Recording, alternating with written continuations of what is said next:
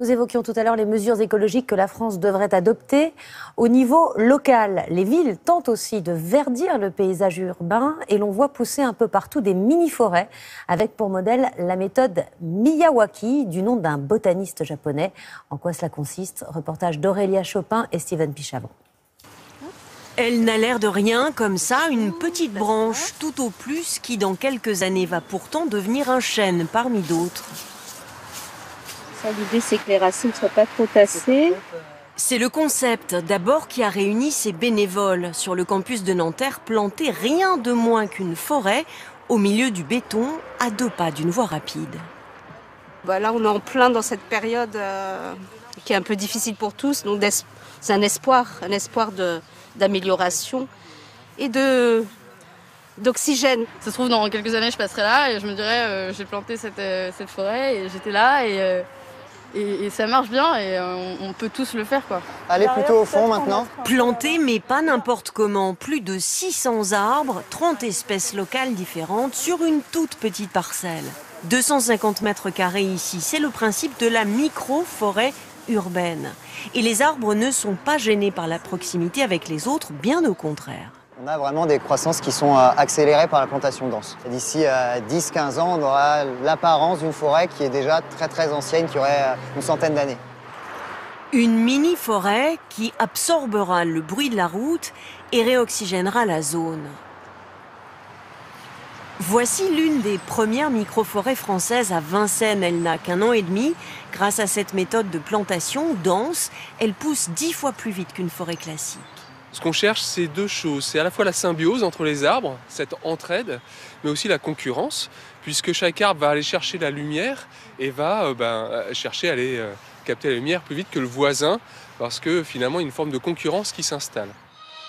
C'est un discret botaniste japonais de 92 ans, Akira Miyawaki, qui a inventé ce concept de microforêt pour reboiser les zones abîmées par l'homme et régénérer les sols. Sa méthode essaime dans le monde depuis 10 ans. Aux Pays-Bas, on adore. Les mini-forêts fleurissent dans les centres-villes. En Inde aussi, voici le résultat déjà impressionnant d'une plantation assez jeune.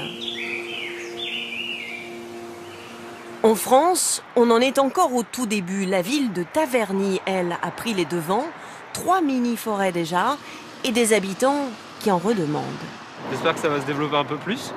En tant qu'habitant de Taverny, je trouve que c'est top. Ça va pas être très grand, quoi, pour la population qu'on est, je pense. C'est pas assez. Il en faudrait plus? Ouais. Mais quelle différence avec un espace vert classique? Cette petite forêt sera trop touffue pour qu'on s'y promène et deviendra rapidement autonome. Au début, il faut l'entretenir, évidemment, il faut arroser les premières années. Et puis à terme, au bout de 3-4 ans, ça commencera à être autonome. Et on pourra laisser la forêt s'entretenir elle-même, en tout cas de la mini-forêt. Et à terme, on espère avoir des arbres aussi grands que ceux à côté.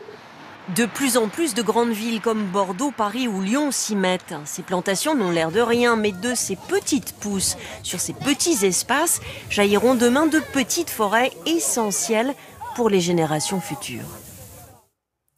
On quitte nos villes et leurs mini-forêts pour rejoindre la savane au Kenya.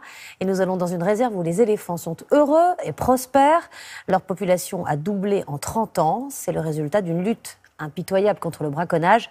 Mais la météo joue également un rôle déterminant dans le baby-boom des pachydermes. Reportage de Marc de Chalvron, Sylvain Barral et Baptiste Rimbert. Ils sont de plus en plus nombreux. Leur silhouette se détache à l'horizon au soleil couchant, dans les vastes plaines de la savane kenyane, à dominer par leur carrure les autres animaux sauvages. On en compte aujourd'hui 34 000 dans le pays. En 30 ans, le nombre d'éléphants a tout simplement doublé. Des troupeaux de plus en plus garnis qui s'offrent en spectacle aux touristes. Et aux côtés de leur mère, un nombre incalculable d'éléphantaux qui laissent présager un avenir radieux. Ceci, oui, c'est si fabuleux. On entend partout qu'on les tue, mais ici, c'est le contraire. C'est incroyable le nombre des éléphants qu'on voit ici. C'est leur habitat naturel, c'est super. Comment le Kenya a-t-il réussi le tour de force d'inverser la tendance, alors qu'à l'échelle de la planète, la population des éléphants a baissé de 70% ces 40 dernières années? Noran Giraini sillonne quotidiennement les pistes du parc d'Amboseli, au pied du Kilimandjaro. On prend la direction des éléphants. En général, le matin, ils sortent pour se nourrir à la mare. Elle participe au projet de suivi des éléphants du parc. Je crois qu'on peut voir un groupe d'éléphants là-bas. On va voir qui ils sont et ce qu'ils font. Quand l'étude a commencé à Amboseli en 1972, il y avait 600 pachydermes dans le parc. Ils sont aujourd'hui 1800. Les effets, dit-elle, de la lutte anti-braconnage.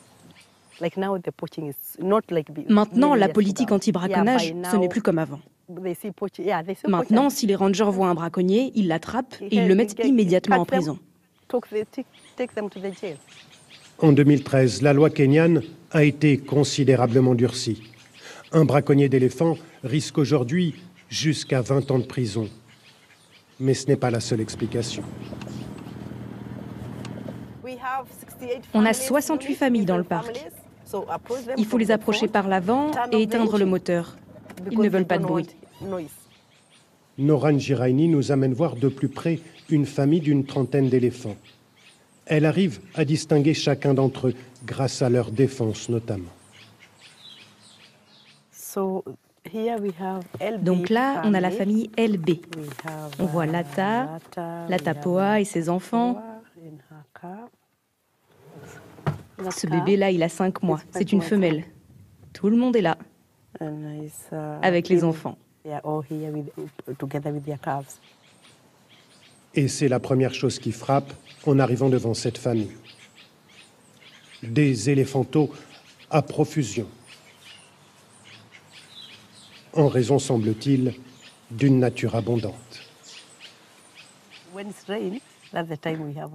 Quand il pleut, il y a beaucoup de nourriture et ils font beaucoup d'enfants. Et ces 2 dernières années, il y a eu de très bonnes pluies. C'est pour ça que cette année, après 22 mois de gestation, on a eu 204 bébés. C'est énorme.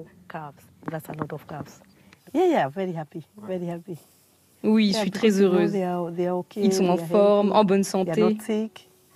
J'aime tellement les éléphants. Plus de 200 bébés ont donc vu le jour à Amboseli depuis le début de l'année. De quoi assurer l'avenir pour quelque temps au moins des éléphants aux côtés des autres animaux de la savane. Le Kenya est devenu avec les années le paradis des pachydermes.